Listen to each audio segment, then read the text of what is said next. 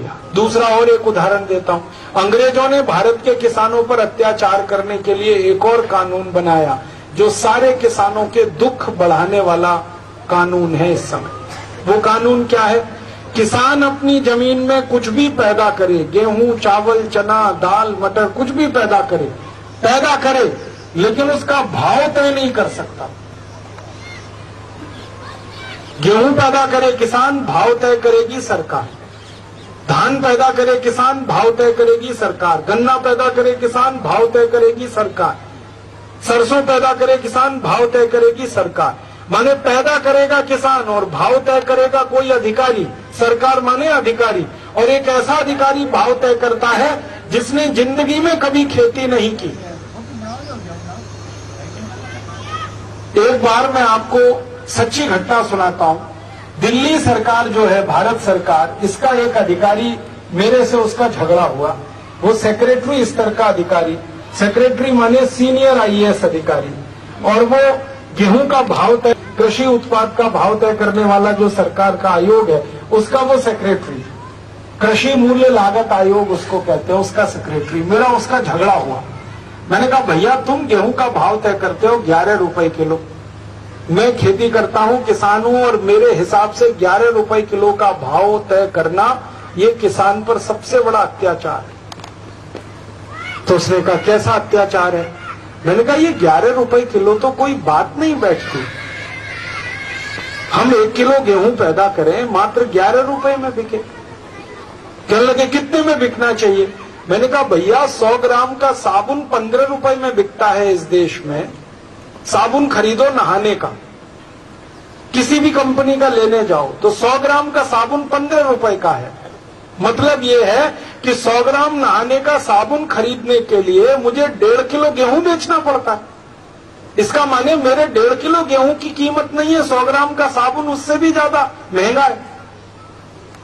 और 1.5 किलो गेहूं अगर किसी को आटे के रूप में दे दिया जाए तो 2 समय की रोटी बना के खा सकता है एक परिवार। उतने में एक 100 ग्राम का साबुन मिलता है। तुमको नहीं समझ में आता ये अत्याचार हो रहा? कहने लगा हाँ बात तो सही है आपकी। मैंने कहा फिर ये तय क्यों करता भाई तू 11 रुपए किलो का गेहूं? तो कहने लगा आप बताओ। मैंने कहा 50 रुपए किलो होना चाहिए गेहूं का भाव। तो उसके समझ में नहीं आई, बात समझ में नहीं आई। कहने लगा वो कैसे? मैंने कहा पहले तू समझा भाई, तेरा 11 रुपए किलो कैसे, फिर मैं समझाता हूं मेरा 50 रुपए किलो कैसे। तो उसने कहा देखो राजीव भाई, 11 रुपए किलो गेहूं का भाव तय करने के लिए मैं क्या हिसाब निकालता हूं। मैंने कहा बता। तो उसने कहा किसान को यूरिया लगता है, डीएपी लगता है, सुपर फॉस्फेट लगता है। 1 किलो गेहूं के लिए जितना यूरिया डीएपी लगता है उसका भाव जोड़ता हूं। फिर 1 किलो गेहूं के लिए जितना पानी लगता है उसका भाव जोड़ता हूं। और पानी लगाने के लिए डीजल लगता है या तो बिजली लगती है तो डीजल और बिजली का भाव जोड़ता हूं। फिर उस 1 किलो गेहूं को पैदा करने के लिए निराई गुड़ाई लगती है, उसका कुछ मेहनत लगती है, उसको जोड़ता हूं। ऐसे उसने समझाना शुरू किया। तो मैंने कहा भैया मुझे एक बात समझाओ कि 1 किलो गेहूं में कितना यूरिया लगेगा, ये कैसे निकालते हो? भाई आप यूरिया का हिसाब तो किलो से जोड़ते हो ना, तो यूरिया कैसे निकालते हो? तो उसने मुझे समझाया। कहने लगा भारत के किसान जो कुल यूरिया डालते हैं ना खेतों में, उसका औसत निकालते हैं। मतलब समझते हैं? मैं अगर खराब खेती में गेहूं बोता हूं, खराब खेती माने जहां की जमीन बिल्कुल बेकार है, तो वहां गेहूं करना है तो ज्यादा यूरिया डीएपी लगेगा, और अच्छी जमीन पे गेहूं करना है तो कम लगेगा।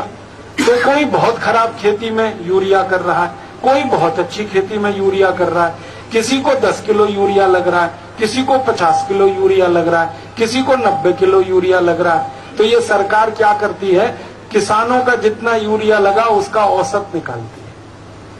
मैंने 10 किलो यूरिया लगाया, आपने 40 किलो लगाया, 10 और 40 को जोड़ दिया 50 हो गया ना, उसमें 2 का भाग देंगे तो 25 किलो का भाव जोड़ेंगे वो।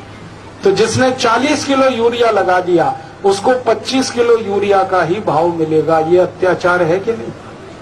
कहने लगा हाँ है तो सही। तो मैंने कहा इस फॉर्मूले को बदलता क्यों नहीं? कहने लगा ये फॉर्मूला अंग्रेजों के जमाने का है। तो मैंने कहा मर गए अंग्रेज, चले गए इस देश में से, अब तो बदल दे भाई। कहने लगा जी ये फॉर्मूला बदलने के लिए कानून बदलना पड़ेगा। मैंने कहा कानून बदल ले, संसद है उसके लिए।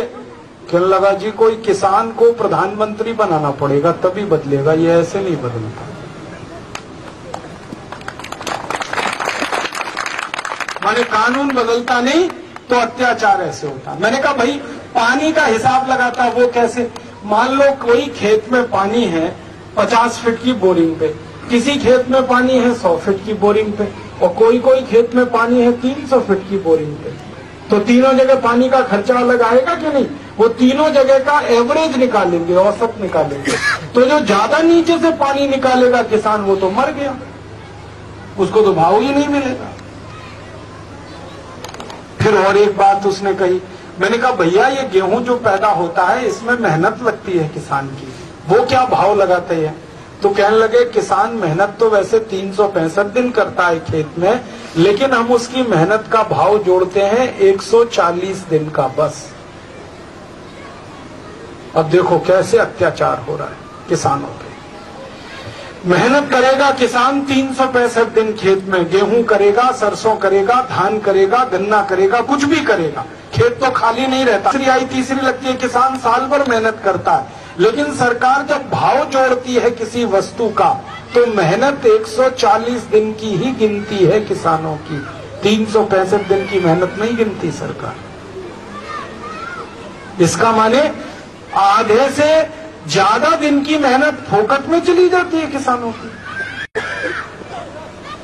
और जो मेहनत जोड़ी जाती है किसानों की भाव तय करने में, वो मेहनत है जो सबसे कम मजदूरी वाली मेहनत है। हमारे देश में सबसे कम मजदूरी वाली मेहनत है नरेगा योजना। आपने सुना नरेगा एक योजना चल रही है, उसमें क्या मेहनत मिलती है? 100 रुपए रोज। और मेहनत कितनी? 8 घंटे की। तो 8 घंटे की मेहनत में 100 रुपए रोज की जो मजदूरी बनती है नरेगा योजना में, किसान की मजदूरी उतनी ही जोड़ी जाती है गेहूं की फसल करने के समय में। एक तो 140 दिन की मेहनत जोड़ते हैं और 100 रुपए रोज के हिसाब से जोड़ते हैं। और बड़ा विचित्र है ये देश कि जो किसान गेहूं पैदा करके देश को मदद कर रहा है उसको मेहनत 100 रुपए रोज की है, और वो किसान अपना खेत बेच दे और किसी बैंक में जाके चपरासी हो जाए और चपरासी होकर झाड़ू पोछा लगाने लगे तो उसकी रोज की मेहनत 300 रुपए की हो जाती है। खेत में हल जोते तो 100 रुपए का मेहनताना है, और बैंक में जाके झाड़ू पोछा लगाए तो 300 रुपए का मेहनताना है। इसका माने सरकार का फॉर्मूला ऐसा है जो किसानों को खेत बेचने के लिए मजबूर करता है। माने खेती में घाटा ही घाटा है। एक तो 365 दिन की मेहनत में 140 दिन का मेहनताना, दूसरा मेहनताना सबसे सस्ता। और ये अत्याचार कब से चल रहा है? अंग्रेजों के जमाने से चल रहा है। तो सेक्रेटरी ने अपनी बात समझा दी। अब मैंने कहा इसको उल्टा करने की जरूरत है। कहने लगा क्या? मैंने कहा किसान जो खेत में मेहनत करता है वो 365 दिन की जुड़नी चाहिए, क्योंकि सभी कारखाने में यह नियम है कि नहीं? हर कारखाने में मजदूर जो मजदूरी कर रहा है उसको 365 दिन के हिसाब से भुगतान होता है कि नहीं होता? सारे सरकारी कर्मचारियों को 365 दिन के हिसाब से भुगतान होता है कि नहीं होता? ये हमारे योग शिक्षक टीचर हैं, इनसे पूछ लो, इनकी सारी तनख्वाह 365 दिन के हिसाब से इनको मिलती है। तो किसान को 365 दिन के हिसाब से क्यों नहीं? उसको 140 दिन का क्यों मिलना चाहिए? और हमारे तो सरकारी कर्मचारी 365 दिन में कम से कम 100 दिन की छुट्टियों का मजा मारते हैं, फिर भी उनको तनख्वाह मिलती है। तो किसान को क्यों नहीं मिलनी चाहिए 365 दिन की तनख्वाह? अब जिस सेक्रेटरी से मेरा झगड़ा हो रहा था, मैंने कहा भैया तुझे एक दिन की मेहनत कितनी मिलती है? उसने कहा मुझे तो एक दिन की 3000 रुपए मिलती है। मैंने कहा हरामी के पिल्ले, 3000 रुपए तू अपनी रोज की मेहनत गिनता है और किसान को एक दिन की मेहनत देने में 100 रुपए में तेरी दम निकलती है? तेरे बाप का पैसा है ये? तेरे घर से जा रहा है क्या ये? तूने कहा साहब मैं क्या करूं, कानून ऐसा है, नियम ऐसा। मैंने कहा कानून को आग लगा दो। तो उसने कहा आप जिस दिन किसानों की भीड़ इकट्ठी करके दिल्ली ले आएंगे उसी दिन आग लगा देना आप इस कानून में। हमारी ऐसे अत्याचारी कानून है हमारे किसान।